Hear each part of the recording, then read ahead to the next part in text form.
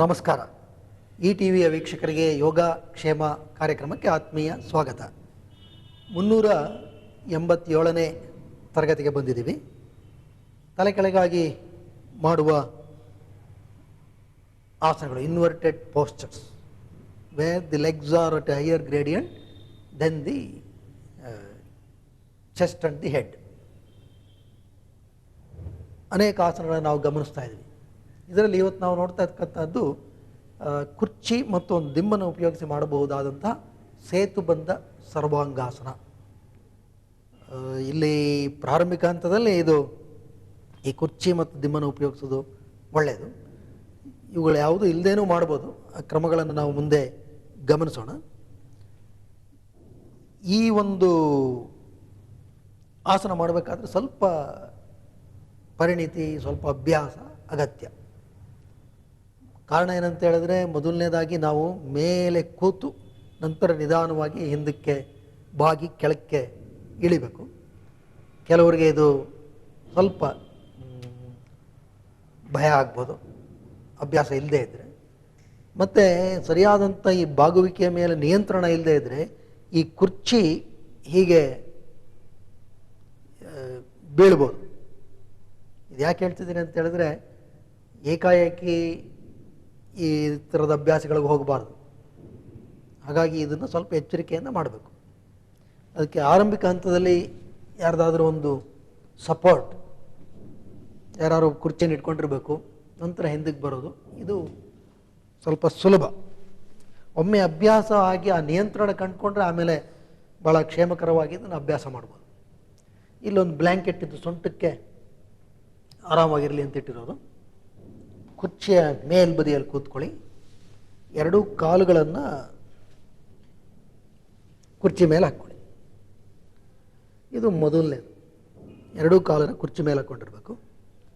ಕುರ್ಚಿಯ ಈ ಮೇಲ್ಪಟ್ಟಿಯನ್ನು ಹಿಡ್ಕೊಳ್ಳಿ.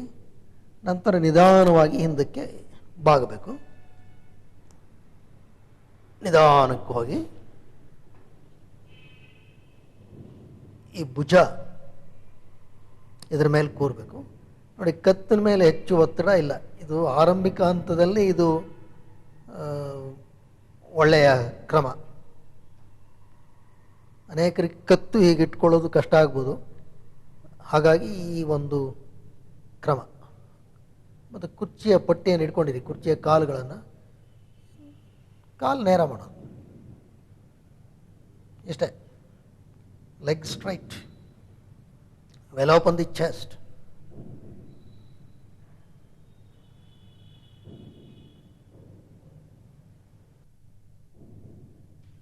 ಇದು ಸೇತುಬಂಧ ಸರ್ವಾಂಗಾಸನದ ಒಂದು ಸುಲಭ ಸಾಧ್ಯ ಕ್ರಮ. ಕಾಲನ್ನು ನೇರವಾಗಿ ಇಟ್ಕೊಂಡಿರಬೇಕು.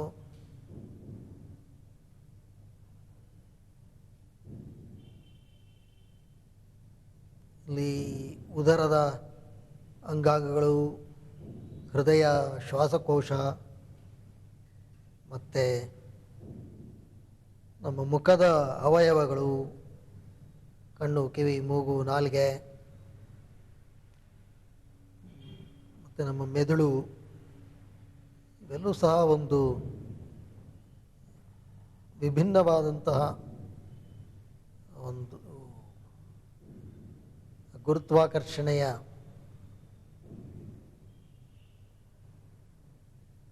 ಒತ್ತಡವನ್ನು ಅನುಭವಿಸುತ್ತೆ. ರಕ್ತ ಪರಿಚಲನೆ ಒಂದು ವಿಭಿನ್ನ ರೀತಿಯಲ್ಲಿ ಅವುಗಳಿಗೆ ಉಂಟಾಗಿ ಒಳ್ಳೆಯ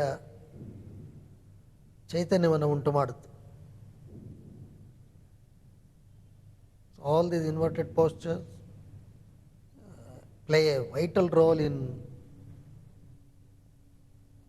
removing the stagnation in many parts of the body.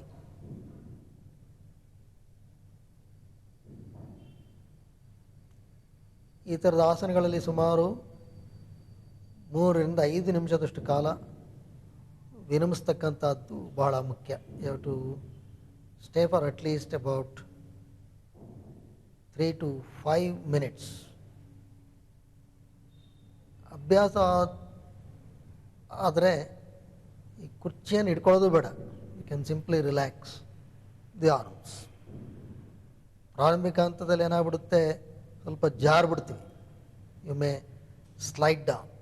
So once you get use to that, once you are stable, then you can release the arms so that you can relax better, stay longer, reap the benefits of the posture in a better way.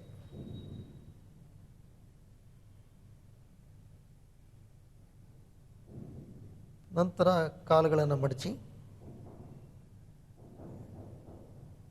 ಕಾಲುಗಳನ್ನು ಕುರ್ಚಿಯ ಆಸನದ ಮೇಲ್ಭಾಗದಲ್ಲಿ ವಿರಮಿಸಿ ನಿಧಾನವಾಗಿ ಕೆಳಗಿಳಿರಿ. Slowly slide down.